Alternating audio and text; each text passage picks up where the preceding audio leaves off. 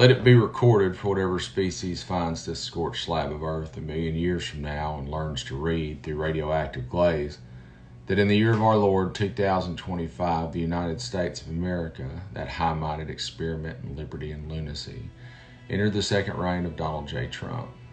The crown was not returned by vote alone, but by fear, fatigue, fraudulence, and the magnificent machinery of misinformation. And in the first 100 days of this revival tour of executive buffoonery, the nation was reminded that if history does not repeat itself, it damn well rhymes in a minor key. The first order of business naturally was vengeance, not against foreign powers or looming threats to the republic, but against dignity, decency, and the ghost of democracy itself. Executive orders were signed in a blur of swollen fingers and synthetic jubilation. Immigration was once again used as a wedge, cutting clean through the sinews of the Statue of Liberty's old promise. Environmental protections were gutted with the ferocity of a mobster clearing ledgers, and in a cruel twist of Orwellian comedy, the Department of Education began distributing pamphlets referring to slavery as involuntary relocation, while erasing mention of LGBTQ+ history and civil rights leaders not named Reagan or Thatcher.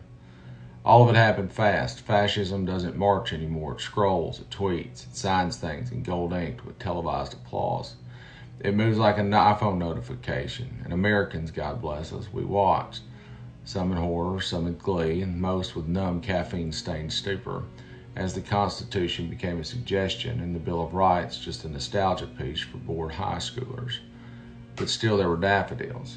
That's the damn thing. There were still daffodils. In Washington, Connecticut, and Little Rock, Arkansas, and Dayton, Ohio, those little yellow things pushed up through the crust like stubborn laughing rebels. They bloomed under the same skies that bolstered lies and drones, and that's what we had the first 100 days.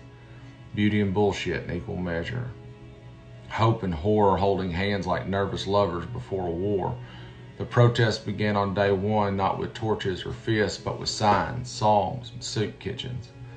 Women, men, children, old veterans in worn coats, teenagers with skateboards and poetry in their pockets, all took to the streets because while the president declared himself emperor by executive fiat and tried to criminalize dissent under the guise of order, America's better angels remembered that disobedience is not only a right, it's a right.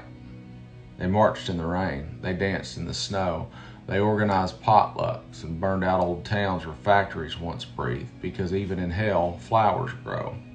And the people wept, and they laughed, and they sang, and they stood their ground.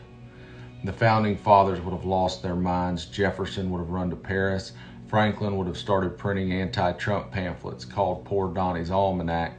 Hamilton would have challenged the bastard to a duel on the steps of Mar-a-Lago, and Washington would have burned the whole damn thing down and started over. These men were many things: hypocrites, slaveholders, radicals, but they knew tyranny when they saw it, and they didn't build a republic to see it auctioned off like a foreclosed casino in Atlantic City. So here we are, watching the same old tricks dressed in newer, shinier wrapping, watching the working class praise billionaires who sold their jobs overseas, watching families rip themselves apart over propaganda that turns neighbors into enemies, watching politicians talk about liberty while building bigger fences, better guns, and longer prison sentences for protesters and pregnant women. But we are not gone, not by a long shot.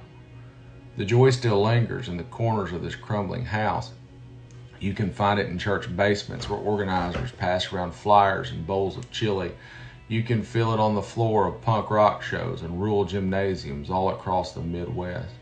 You can see it in the smirks of teachers who still sneak Howard's Inn into the curriculum. It is the joy of resistance, not the loud defiance of martyrs, but the quiet daily decision to do what's right, even when it's no longer legal. And that matters, because the thing about America is that it's always been two countries, one of power, privilege, and violent control, and one of rebellion, poetry, and freedom songs. The second one never really ruled, but goddamn if it didn't stir the soul. So let the first 100 days be remembered not just for the shameful executive orders or the cultish pageantry of faux patriotism, but for the stubborn hope that wouldn't die. Let them write about the daffodils and the child who held a cardboard sign that said, "Be kind or be quiet," the old women who smuggled contraceptives into red states and called it reverse evangelism, we are still here. The Republic may be in hospice, hooked to a ventilator of corporate interest and bleeding civil liberties out of every orifice, but the spirit that birthed it still kicks like hell under the sheets. Even if these tyrants want to kill that spirit, they'll have to chase it through every cracked sidewalk, every school library, every dive bar, every protest song sang at midnight, because the thing they keep forgetting is this: people don't need permission, only a reason. And the first 100 days of this jackboot parade have given us more reasons than we ever asked for. And still the daffodils bloom. Defiance till death.